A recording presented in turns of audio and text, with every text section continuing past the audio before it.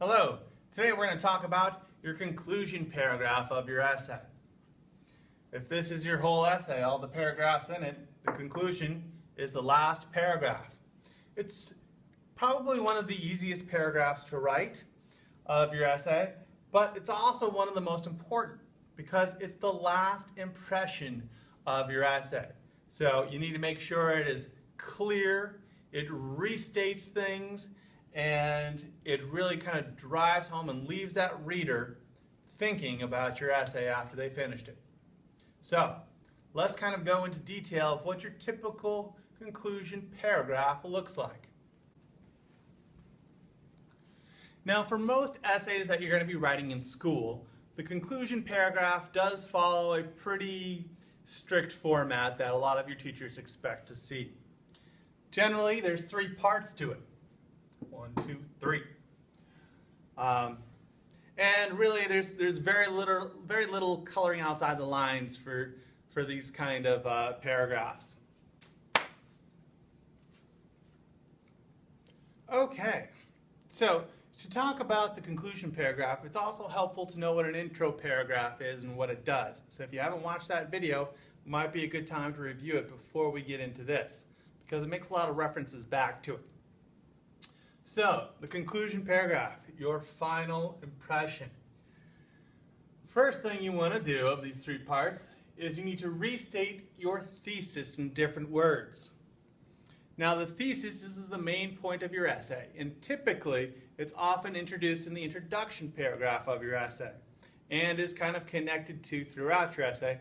But since this is the last impression of your essay, it's really important that you hammer it home that the main point of your essay is, and yes, you need to explicitly state it, but make sure it's in different words than how you said it in your introduction paragraph.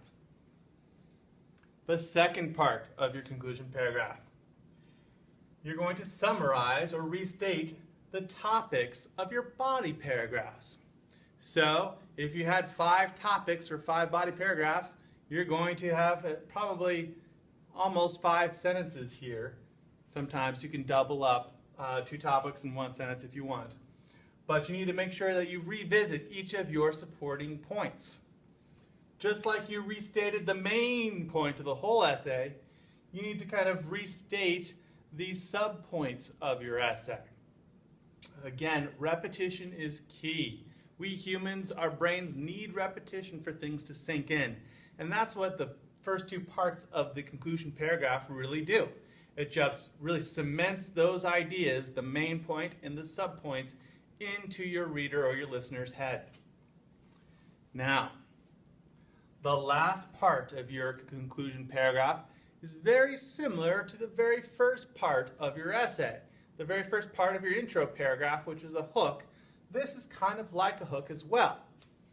I call it a finale or an ending hook, because it's super important. You need to grab your reader right at the end of your essay, just like you grabbed them at the very beginning. Because first and last impressions are super important, especially when your reader is not a reader but a listener. So, what you need to do is you need to say something interesting. You need to connect the overall thesis to something larger, some broader topic or issue, or how your issue connects to the world. Make them think a little bit larger than just what they were thinking about in your essay. If your essay was about how one character was being a bigot to a few of the other jurors or other characters, connect that to the larger idea of hate and bigotry and whatnot in the world. So make a larger connection. You can also make a strong statement.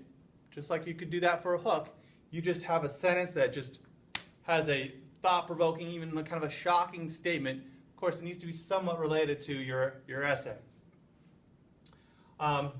Also, for your hook, if you had like a hypothetical scenario of the idea of your essay, you can return to that hypothetical scenario in the conclusion.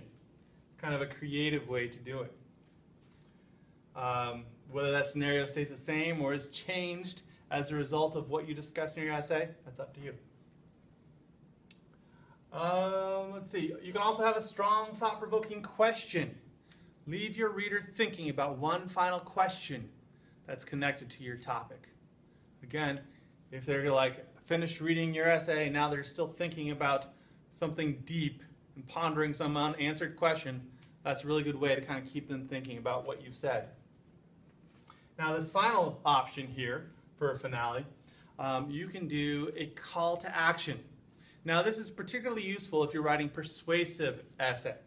A call to action says, hey, reader or listener, you've just heard my points. Now here's what you should do. If you believe me, you should now do this. You should take this action. All right? So generally that's really good for a persuasive essay. If you're saying this certain thing is right or wrong, now you need to give them an idea of what to do.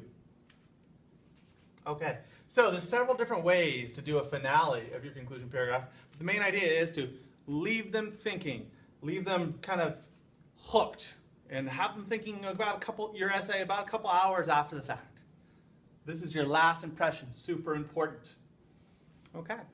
Well, the last thing I didn't talk about as a component of your conclusion paragraph, we also got to talk about a transitional phrase. Now, in the body paragraphs, you had transitional phrases either at the beginning or at the end of the paragraphs, but since your conclusion is the last paragraph of your essay, the only spot for your transitional phrase really is at the very beginning. It's actually going to be part of your first sentence or part of your restatement of the thesis. And generally, the transitional phrases aren't that unique. There's probably only a handful of transitional phrases that will apply. Try to stay away from the most commonly used one, in conclusion, da-da-da-da-da. But try to get a little bit more creative with some of the lesser used ones like, as you can now see, or as all my points have proven, or in summary, that's kind of a lame one too, or it's now become obvious that you know, blah, blah, blah. All right, many different ways to do it, not too many, but you need to have some kind of transitional phrase at the beginning of your conclusion paragraph, because if your audience is listening to this essay, they're not going to see the paragraph break, they're not going to see that that's the last paragraph. They need some kind of auditory clue that this is your last summing up and your last impression. So that's why I need to say something like, in summary, in conclusion, or as I have now proven, blah, blah, blah. Okay, so that's what does it for your typical basic conclusion paragraph.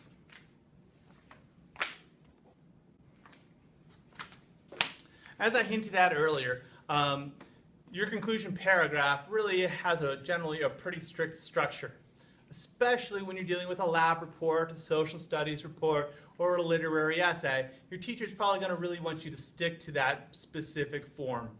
So, the one place where you can have a lot more creativity with your conclusion paragraphs is generally narrative writing.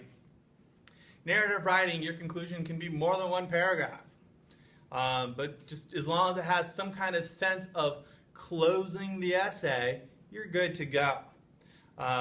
Also, with your narrative paragraphs or your narrative conclusion paragraphs, the thesis probably isn't as strictly structured in the introduction, so it doesn't need to be as strictly structured in the conclusion. But still, a narrative conclusion paragraph should have some sense of closure and should probably have some sense of repetition or summing up.